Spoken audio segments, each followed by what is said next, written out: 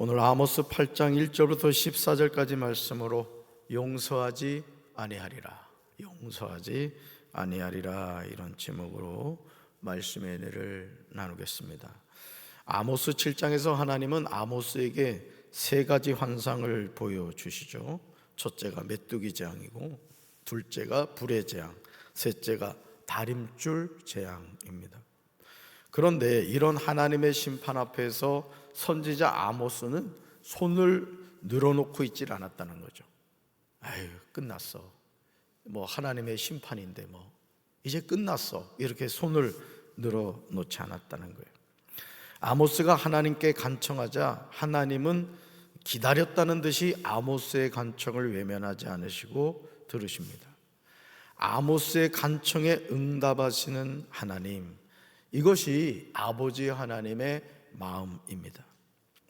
하나님은 타락한 이스라엘을 심판하려고 작정하셨습니다. 그런데 아모스의 기도에 하나님은 뜻을 돌이키십니다. 그러면서 이렇게 말씀하시죠. 이것이 이루어지지 아니하리라. 하나님이 분명히 메뚜기 재앙을 통해 심판하시려고 했고, 불의 재앙을 통해 심판하시려고 했는데, 아모스가 뭐 했을 때?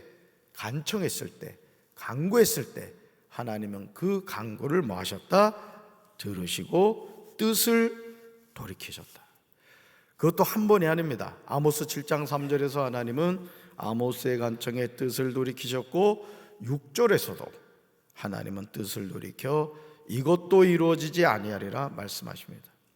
그러므로 어떤 인생의 절망 가운데서도 우리는 하나님께 믿음으로 구해야 될 줄로 믿습니다. 그렇게 할 때 하나님은 우리의 간구를 외면하지 않으십니다. 따라서 기도를 멈추면 안 됩니다.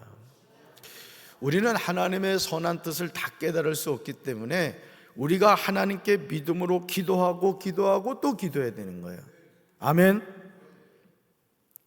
아모스 8장은 이스라엘에 대한 절망적 심판에 관한 내용입니다. 아모스 7장에서 세 가지 환상이 나오죠. 1절에서 메뚜기 재앙, 4절에서 불, 7절에서 다림줄입니다. 그리고 이어지는 아모스 8장에서 넷째 여름 과일 광주리에 관한 환상이 나오는 것을 보게 되죠. 여러분 8장 1절 위에 나와 있죠? 넷째 하고 뭐라 나왔어요? 여름 과일 한 광주리. 이 환상이 나왔다는 얘기예요. 이 환상의 의미는 무르익은 여름 실과를 따서 광주리에 담아 옮기는 것처럼 이스라엘은 죄악이 무르익을 대로 익어서 결국 포로로 잡혀 이방 땅으로 옮겨갈 수밖에 없는 상황을 보여준다는 것입니다. 다시 말해서 이스라엘의 멸망이 임박했다는 거예요. 아모스 8장 2절에서 하나님이 아모스에게 물으시죠. 아모스야, 내가 무엇을 보느냐? 아모스야, 내가 무엇을 보느냐? 환상을 보여주신 다음에 내가 무엇을 보느냐라고 물으십니다. 아모스가 대답하죠. 여름 과일 한 광줄입니다. 하나님이 다시 말씀하시죠. 읽어볼까요? 나의 백성 이스라엘이 끝장났다. 내가 이스라엘을 다시는 용서하지 않겠다. 세 번역으로 본 거예요. 세 번역. 사랑하는 성도 여러분, 지금 하나님은 세 번째 다림줄 환상과 같은 과정을 통하여 말씀하고 계세요.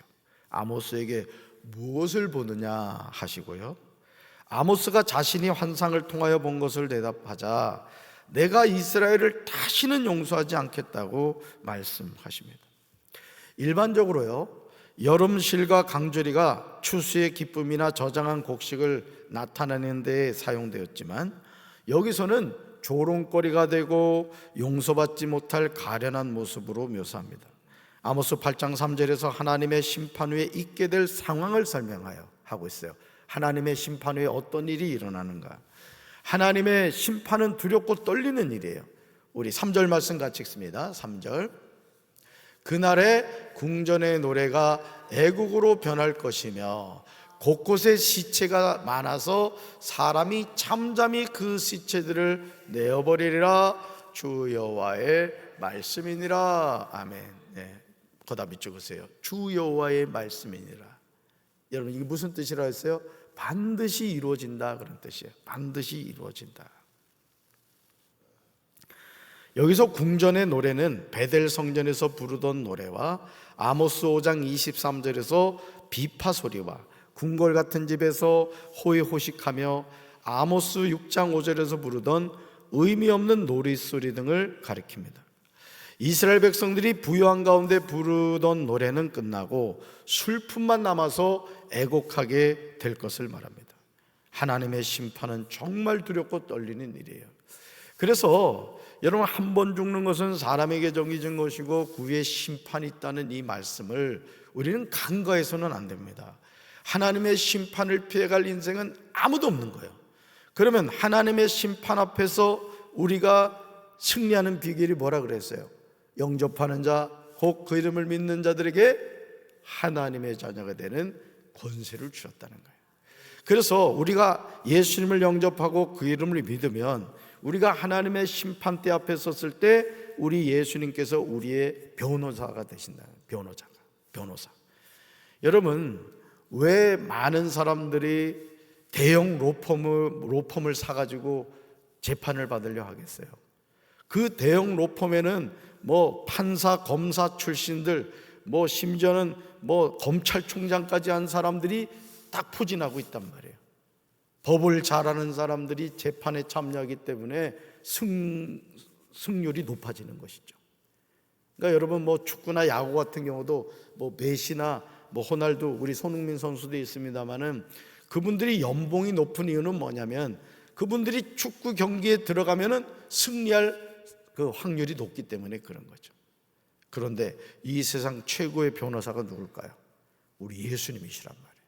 그래서 우리가 그 예수님을 통해서 죄 사함 받고 하나님의 자녀가 되면 우리가 하나님의 심판 앞에서 우리가 승리할 수 있다는 것이죠. 수많은 시체가 온 땅에 널리고 아무 소리도 들리지 않을 것이라고 말씀하십니다. 얼마나 두렵습니까? 이 말씀을 하신 후에 하나님은 주 여호와의 말씀이니라라고 하십니다. 이것은 이 모든 일을 행하시는 분이 주 여호와이심을 밝히고 있는 거예요. 사랑하는 성도 여러분, 하나님은 하나님의 자녀가 돌아올 기회를 끊임없이 주세요. 사인을 주는 거예요.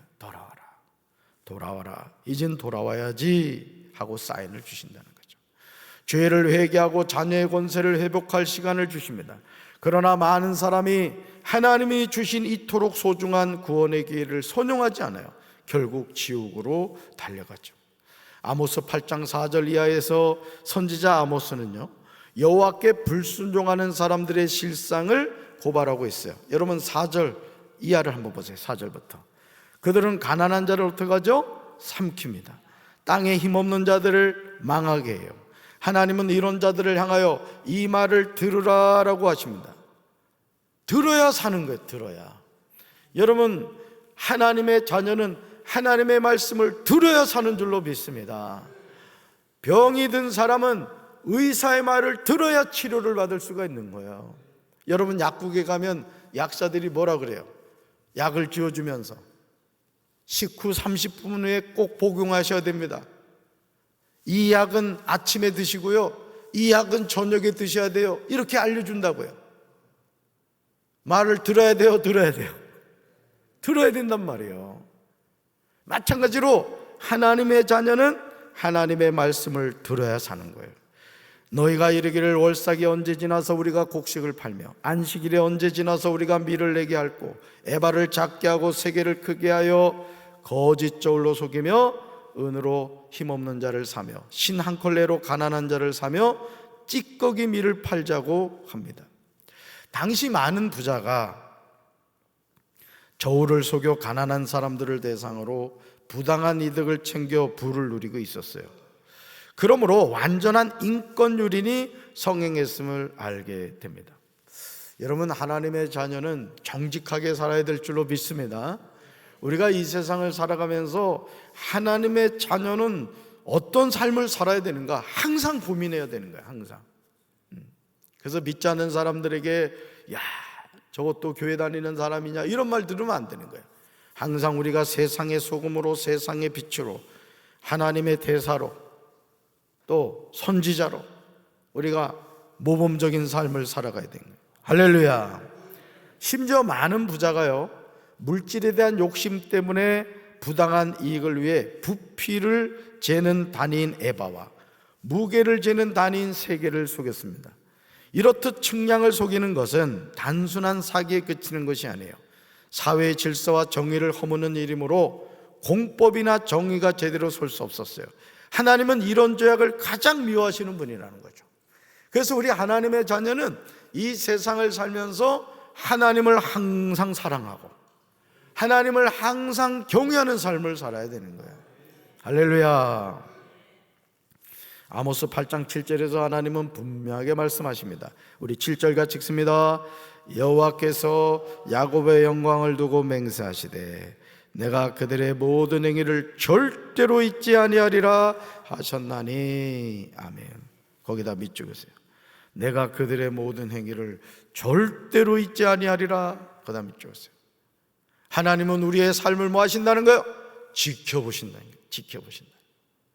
그러니까 예수 믿는 사람은 어디를 가든지 빛의 자녀로 살아야 되는 거예요. 하나님의 자녀답게 살아야 되는 거예요. 술 먹는 자리에 가서 술 먹고 담배 피는 자리에 가서 담배 피고 도박하는 자리에 가서 도박하고 그러면 안 되는 거예요. 저도 군 생활을 할 때 뭐 요즘 어떤지 모르겠습니다만은 그때는 담배를 주더라고. 담배를 하여간 얼마를 줬더라? 꽤 많이 줬어요. 한 달을 피워야 되니까.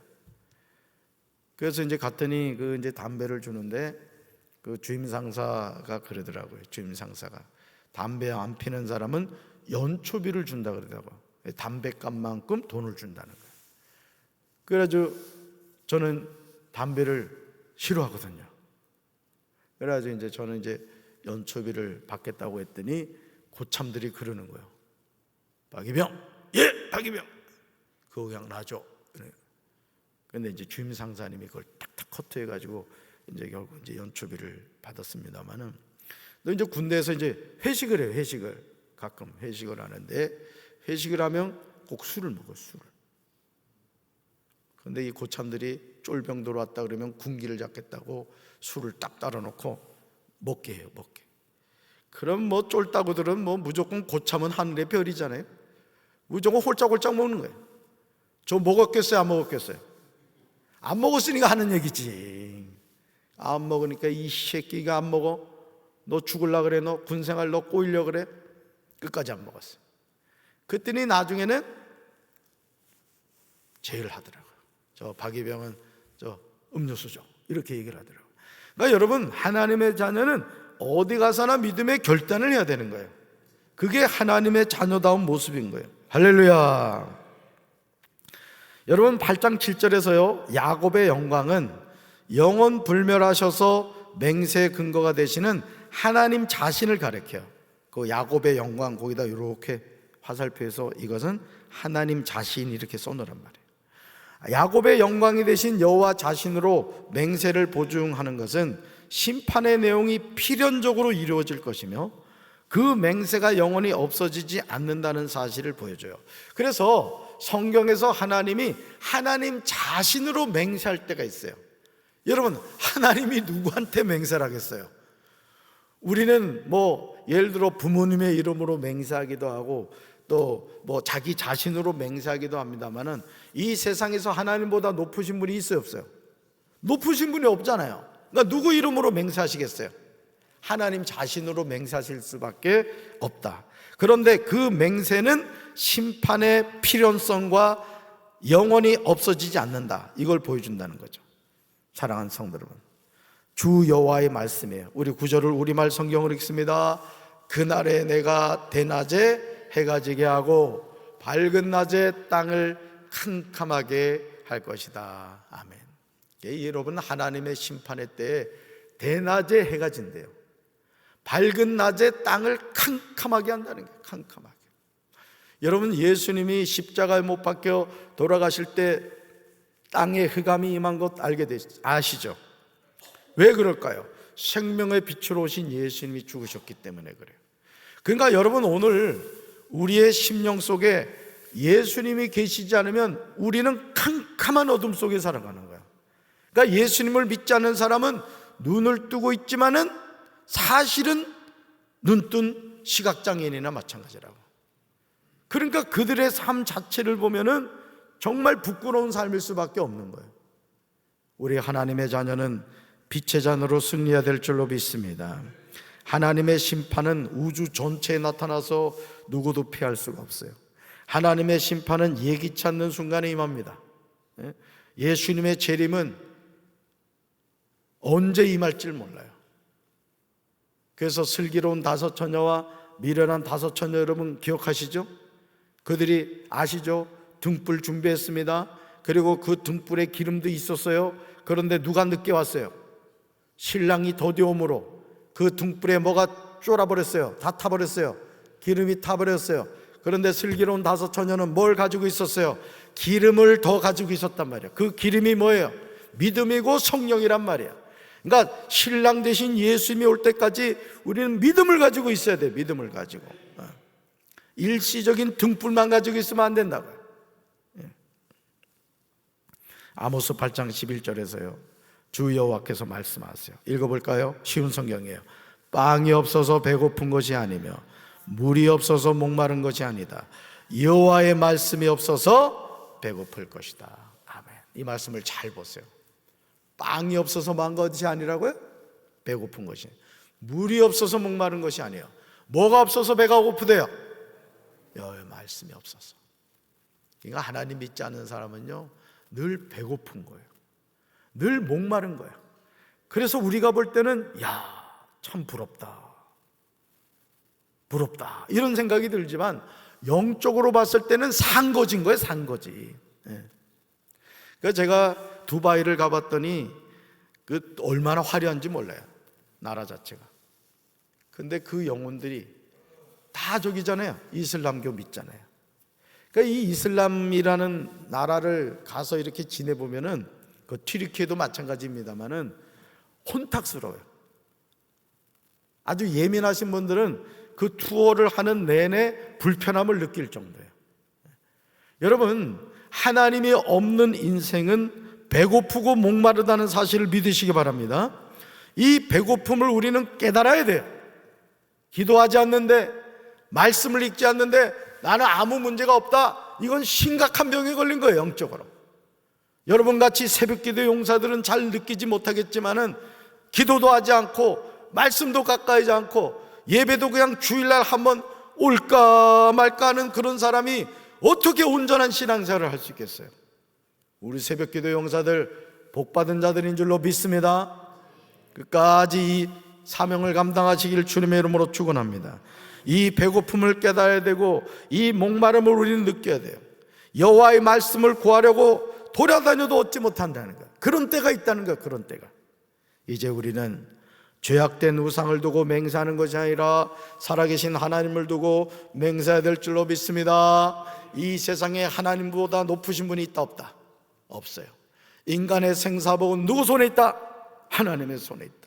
저는 여러분이 오늘도 이 살아계신 하나님을 의지하고 이 하나님을 통하여 하나님의 기적을 체험하는 기적의 주인공들이 되시기를 주님의 이름으로 축원합니다. 가슴에 손 얹겠습니다. 사랑의 주님, 빵이 없어서 배고픈 것이 아니라 물이 없어서 목마른 것이 아니라 여호와의 말씀이 없어서 배고프다고 오늘 하나님께서는 분명히 우리에게 말씀하고 있습니다. 주님, 소망과 어떤 가능성도 보이지 않을 때 우리 하나님께서는 살아계셔서 역사하시고 기적을 베푸시는 줄로 믿습니다. 광야 40년 동안 이스라엘 백성들을 굶겨 죽지 않게 하시고 만나와 메추라기로 공개하신 하나님, 그 하나님이 나의 하나님이신 줄로 믿습니다. 오늘도 우리가 영적으로 깨서 하나님과 동행하는 삶을 살게 도와 주시옵소서. 예수님의 이름으로 간절히 기도합니다. 아멘.